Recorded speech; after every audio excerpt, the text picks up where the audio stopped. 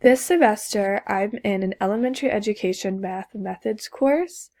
One of the assignments we had was looking at culturally relevant teaching. The objective of this particular assignment was taking an article about culturally relevant teaching and then reading it, coming to class, and discussing it with our classmates, and then kind of working together to decide what we believe culturally relevant teaching was. We then had to go home and write an individual essay about it. So, my particular article was Posing Problems That Matter Investigating School Overcrowding. So, pretty much, this article was about two middle school teachers that decided to create a project based unit, and it was very much student led. So the students were together to decide that they wanted to do a project about overcrowding because it was such an issue in their school, and then they used math like measurements and fractions and ratios to incorporate the concepts of math that they needed to learn that semester. And it was really interesting to see the outcome of this because there was a particular student named Angel who had never really found interest in math, didn't love it, didn't hate it, was kind of indifferent about it, but she was really one of the leaders in this project by the end because she felt like she was creating a space for herself to be heard. Like this was particularly affecting her life.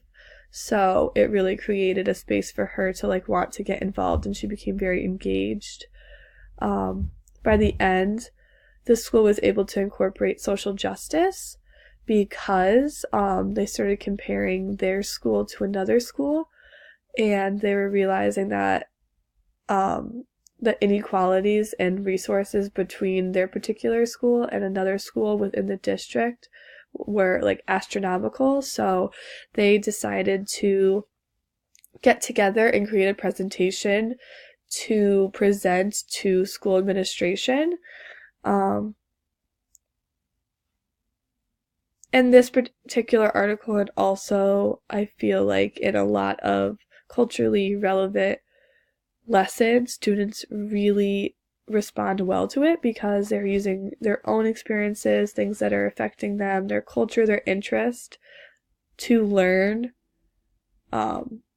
things that they need to learn in school anyway. And my first paragraph of this article really touches base on more of a general understanding of culturally relevant teaching.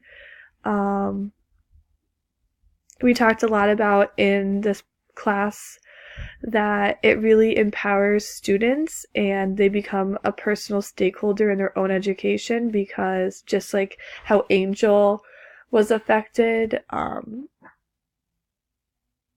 if you allow students to lead project-based activities, they will become way more involved and engaged.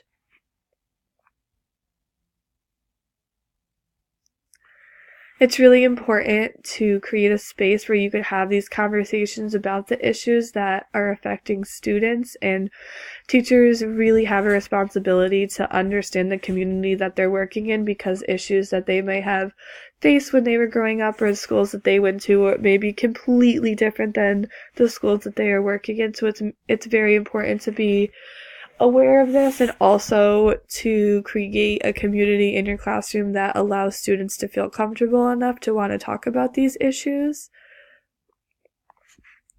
And I really suggest anyone who has never heard of culturally relevant teaching to do some research about it. It's really interesting.